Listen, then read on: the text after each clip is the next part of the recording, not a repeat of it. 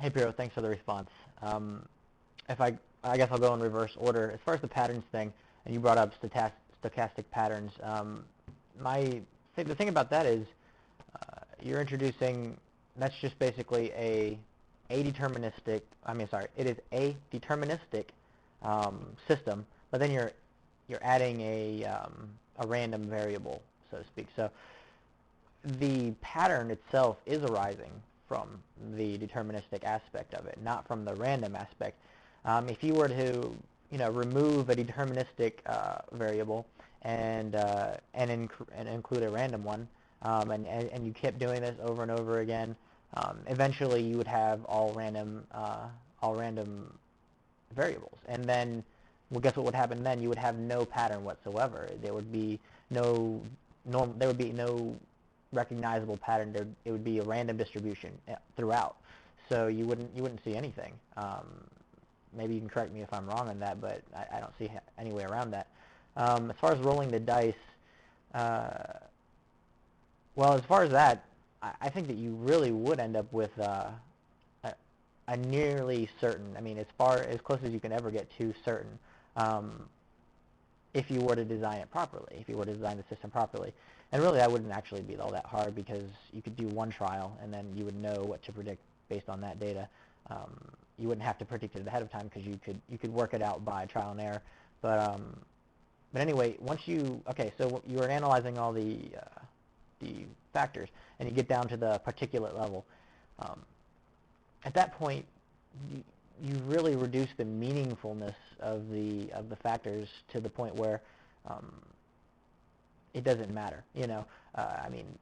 Really,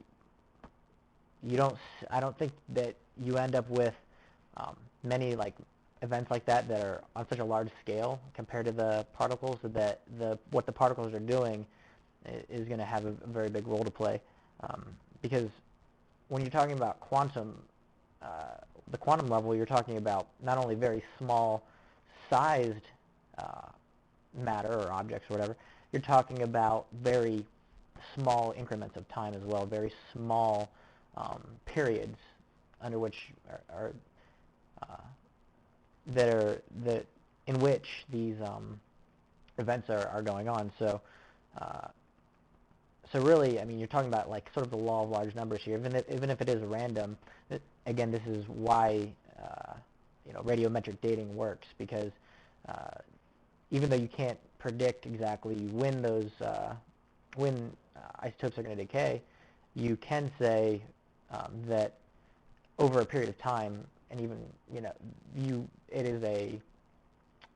end up with a constant rate of decay for a larger sample size. So the dice, even a die is big enough that you're talking about the number of particles in that is immense. So really, you're going to have random events that are going to balance each other out, and so on and so forth. So that doesn't really appear to be a problem for the dice rolling thing. It's still almost entirely a deterministic thing, even if you do introduce I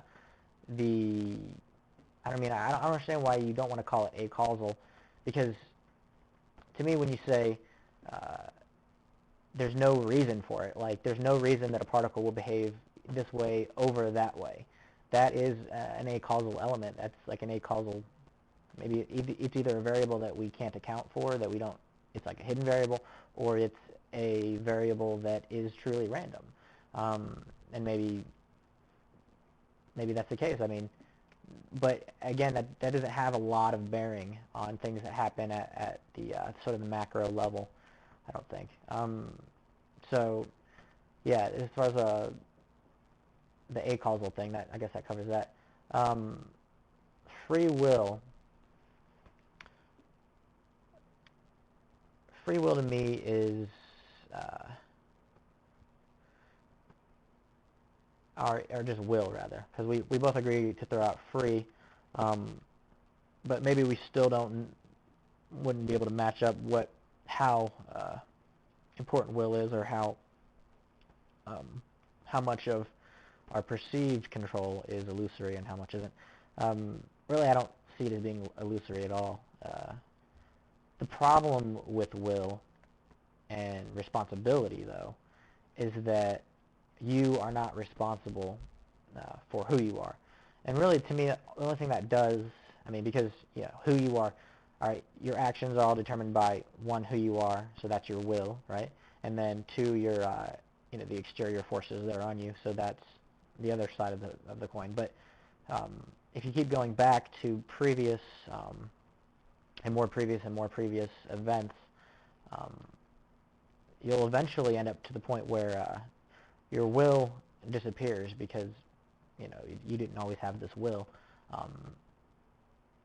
and you had outside forces creating this will, creating your body and mind and all, your brain and everything like that, and then outside forces coming in and ordering that in a certain way so that your will developed out of that interaction. So your will is, in a sense, not even your own. But ultimately, though, it is, and that's why I think responsibility, at least to a certain extent, is still valid. You just have to reorient yourself, so to speak, to more of a virtue ethics rather than a free choice ethics. Like people, which you talk about libertarians.